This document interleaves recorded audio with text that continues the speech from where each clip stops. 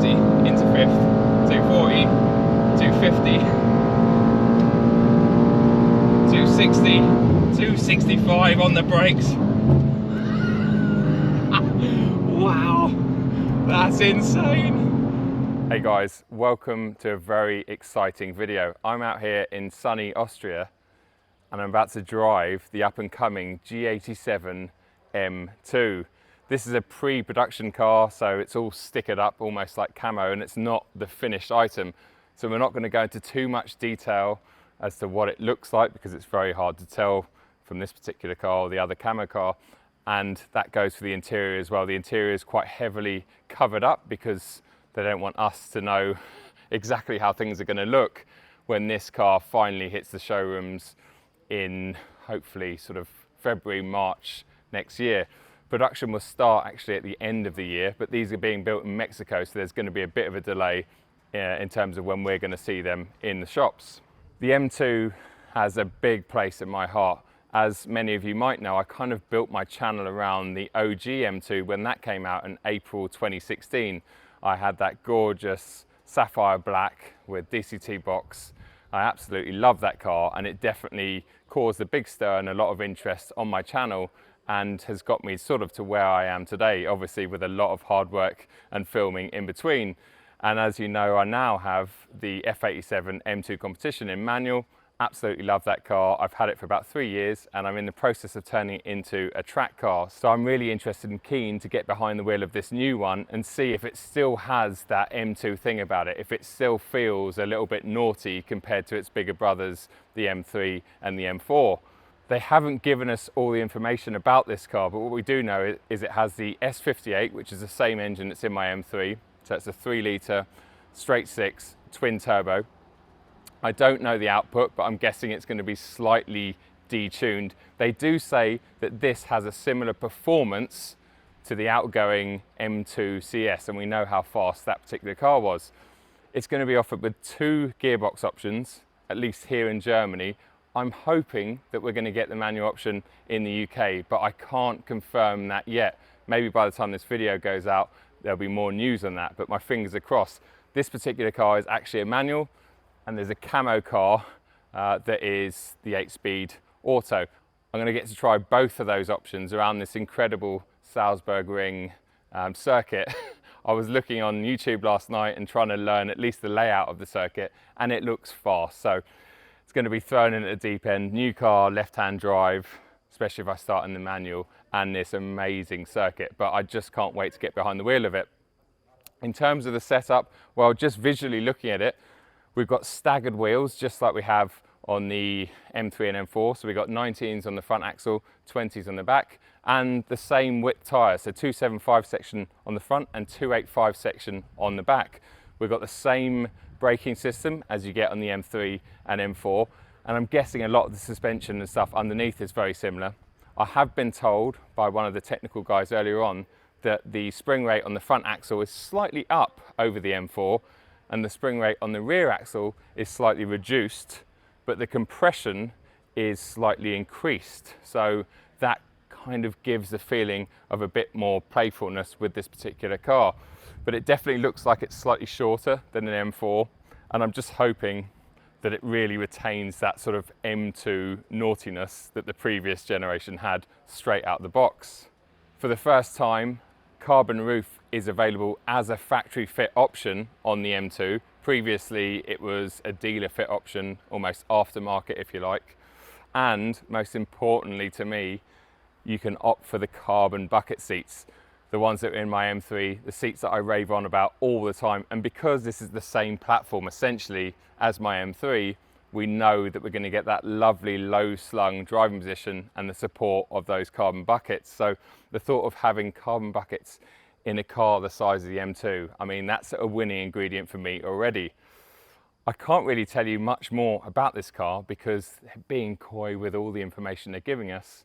Let's not waste any more time and jump in this car first, which is the manual car, do a few laps behind the instructor, familiarise myself a little bit with the track and with this car, and then we'll jump in the auto. Hopefully I'll be able to give you some of my feelings that I'm learning from this car in this short space of time. I'm super excited about it, as you can probably tell. I mean, this is literally dream stuff. So let's jump in and I'll see you out in the circuit.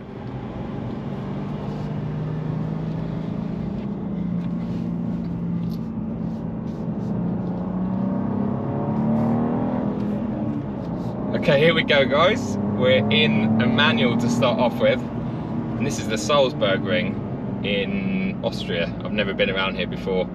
I was on YouTube last night looking at people going around here in race cars, just to get an idea of the layout. Looks quite fun, looks quite flat out, not really what I would class as an M2 track, but let's see. So we're starting off in the most efficient mode, like everything is back right off, default mode if you like, and then we're going to slowly ramp it up. Obviously this is just an outlap, just to get our eyes in. Wow, this is really banked, amazing. Whoa. So you don't get an idea of this on videos. I'm actually following Tim, Schmee 150, and then we got a pro driver in front in, looks like a Mexico blue M4 comp. And all the dust is pollen from the trees and flowers and stuff, I believe. Anyway, you're not here to listen to me talking about pollen.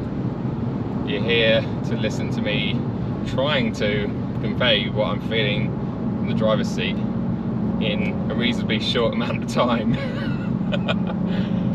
Well, firstly, it feels amazing. I'm sitting in BMW sports seats, which I don't know any of the details of what I expect cars are going to be in the UK, but I can't imagine that we'll get these seats. I think the base seat will be the M Sport seat, which we get in the M240i X-Drive.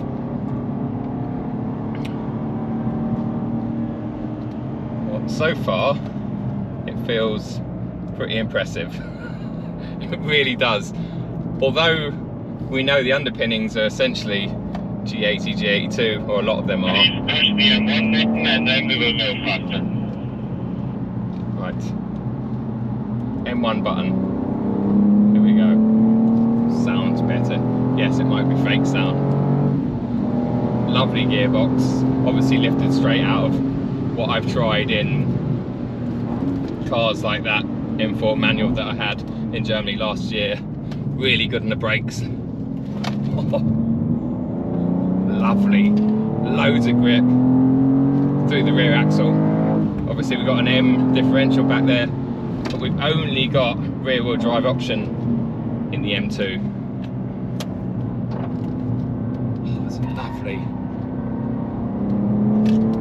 We're riding on PS4Ss, by the way, which I find quite bizarre, because at these events normally BMW will try and maximise the performance, or whoever the manufacturer is, out of their cars.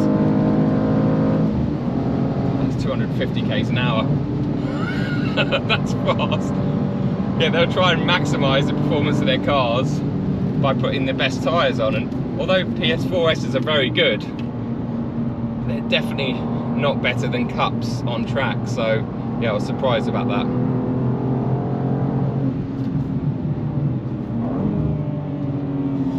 Lovely, we've got the auto blip there, which is helping me because I'm trying to learn a circuit, learn a car, and talk to the camera, which, trust me, isn't easy. We're straight up to a decent pace.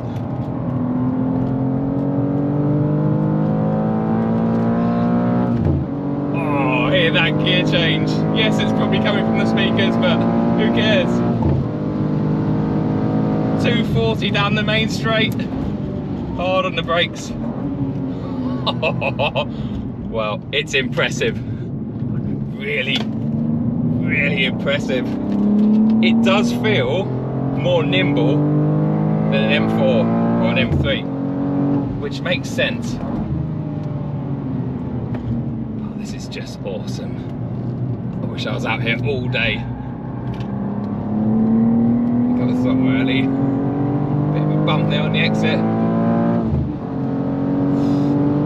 Well, first impressions are, it's amazing. I mean, it would run rings around a stock M2 competition out on track. That's 250. Jesus, I'm going to lift a little bit through here.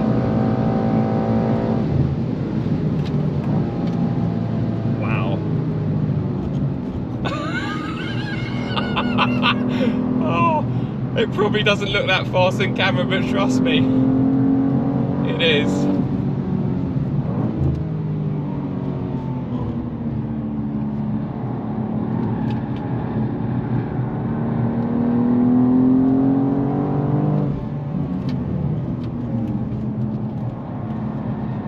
Another excuse, I'm in a left-hand drive car as well, so I'm not quite as accurate with where I'm placing it on the road.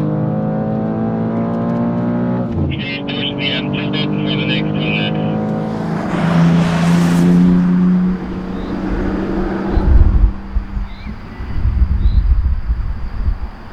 So now I'm in M2, so the tail will come around and play because that's set MDM mode, Sport Plus on the throttle, medium suspension still though, so not fully stiff. Something else we haven't talked about, adaptive M suspension.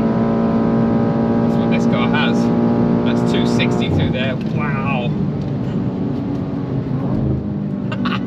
Oh wow.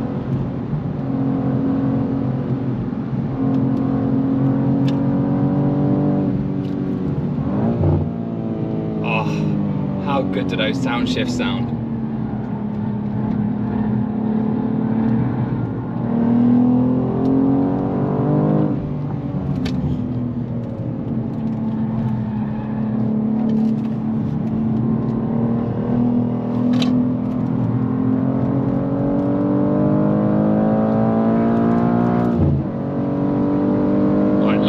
In M2 mode before we jump into the auto car.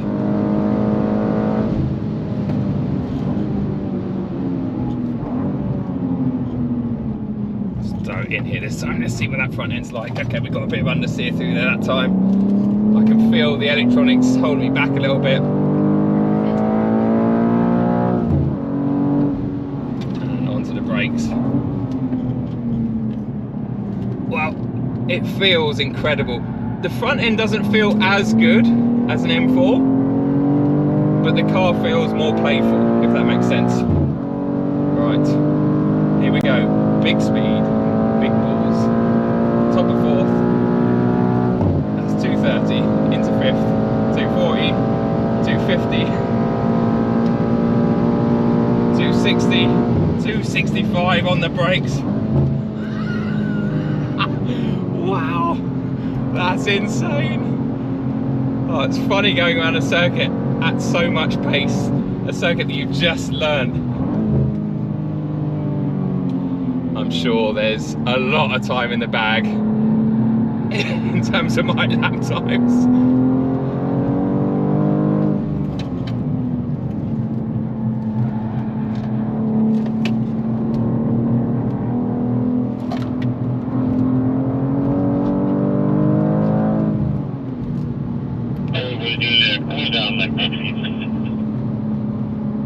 Okay, so we're now on the cool down lap. Impressive. Sorry, it's a lot to take in, it's a lot to understand. It's hard for me to explain what's happening while I'm focusing on going fast around the track that I don't know, in a car that I don't know, sitting on the wrong side, driving a manual. All the excuses, Joe. Yes, I'll be a great racing driver with all those excuses, but let's reel it back for a minute before we jump in the auto. It's an impressive car, really impressive. I think its weakest point was actually the actual mechanical grip on the front axle. And I think that might be down to the fact that if you had a set of cups on there, it would just have a bit more support through corners like this, where I can actually feel it falling off the tread blocks, putting a lot of pressure on those front tyres. But aside from that, I mean, it feels great.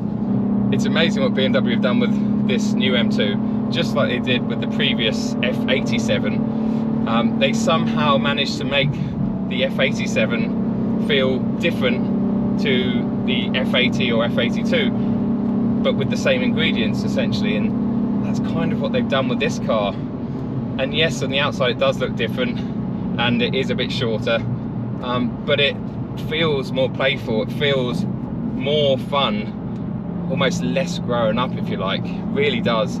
I hope we get the manual option in the UK because it's really good. I really enjoy this manual box.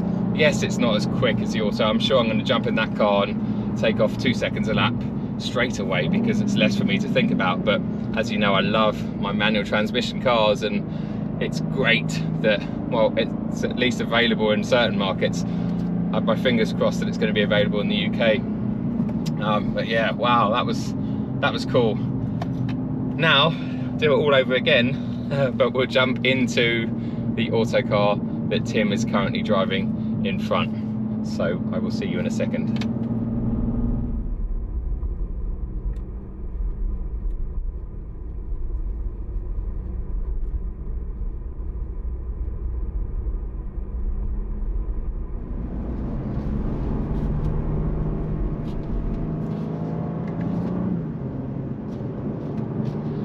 Right, I'm now in the auto version of the new M2. And something else that's very different is I'm in the optional carbon bucket seats, which are the same seats that I have in my M3 that came out with the G80 and G82. Fantastic seats. You know how much I absolutely love them. And I tell you what, they're a massive step on from those sports seats in the manual car. I feel a bit more encouraged now that I have paddles in front of me. These paddles appear to be exactly the same as the nice carbon ones that are in the M3 and M4, but they are taped up, and this car isn't completely production ready, so God knows if that's going to be the case with the production car. Unfortunately, when we swapped cars, someone from German TV jumped into the manual M2 behind me, and I think it might have been one of their first track days because their pace was average at best.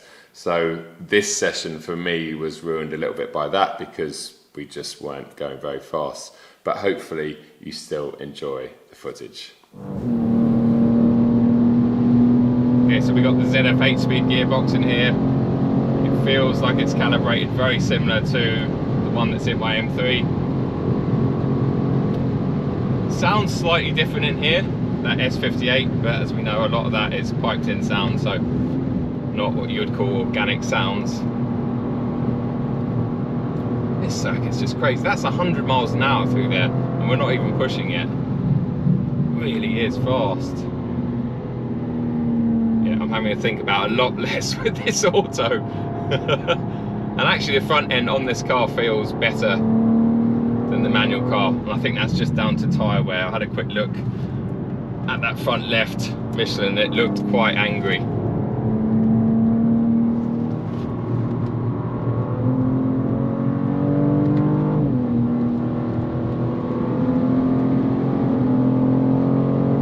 Okay, here we go, M2 lap, MDM, everything's turned up a level. Let's see what this is like. Harden the brakes. The instructor's using some of the grass as well. Get through the chicane. Okay, yeah, there's a lot less restrictive traction out of that chicane.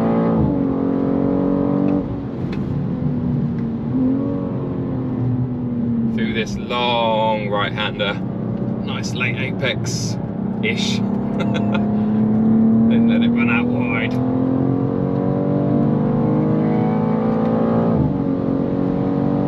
Well, I'm sure he's not driving flat out in front, but at the moment the M4 is holding the M2 back. He's definitely not driving flat out.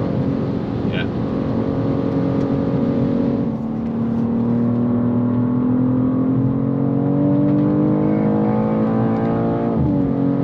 Right, let's hope we get a fast lap this time.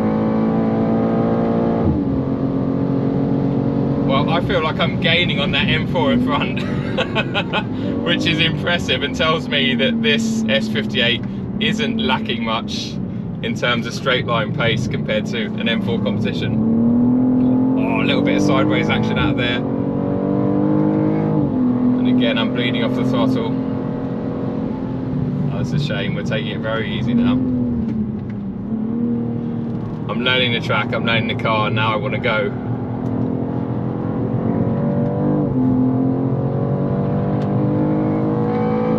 Okay, here we go. Now he's on it. Okay, this is going to be a real life demonstration.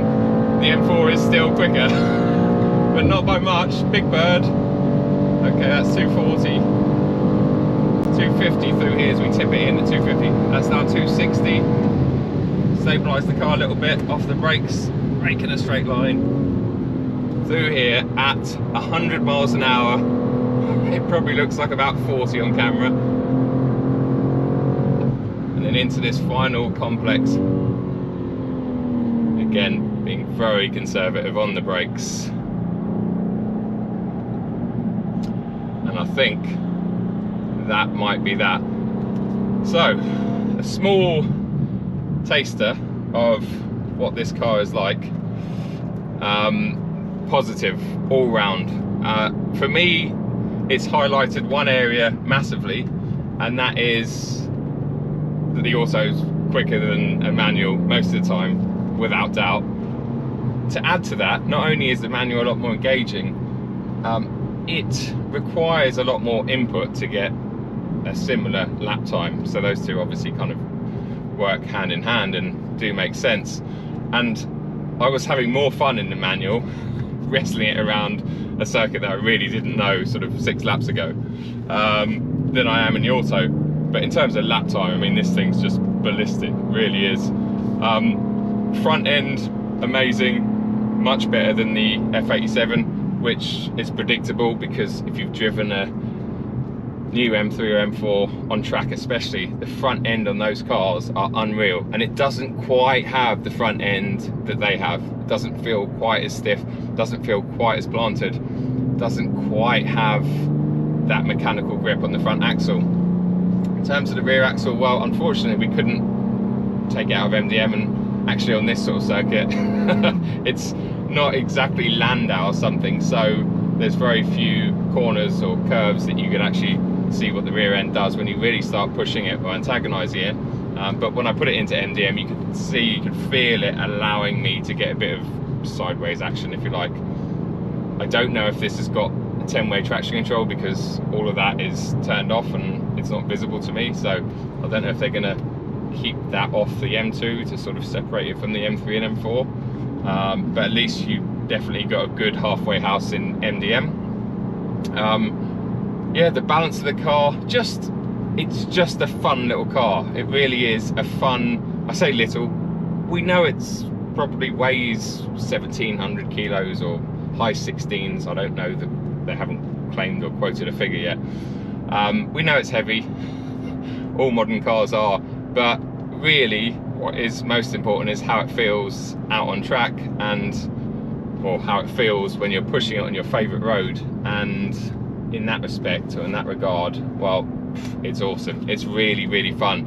And I think for your short drive, whether you're going down to the shops or whether you're taking it on a longer drive down to the Alps, you're going to have more fun more of the time in the small M2. And now we will enter pits and swap the cars over the M3 and M4, they're bigger brothers, and that's kind of always historically been the case. But yeah, brilliant first drive, really awesome day.